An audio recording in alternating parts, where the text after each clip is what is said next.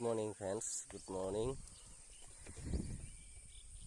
যিহেতু আমাৰ ইয়াত বানপানী, আজি দুদিন ধৰি একেৰাহে বৰষুণ।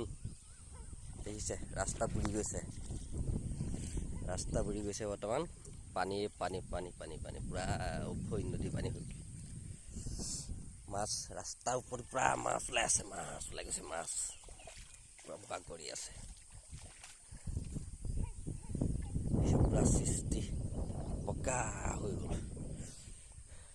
এই মানুহফালে যাব পৰা নোৱাৰি আৰু পানীয়ে পানী পানী পানী হৈ গৈছে।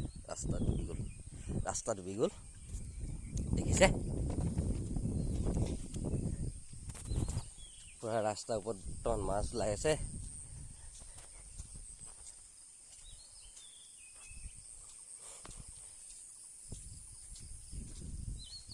কঠীয়া ডুব খালে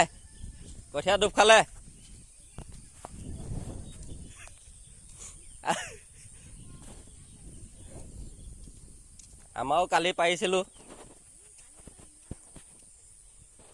গতিকে কি হৈছে আৰু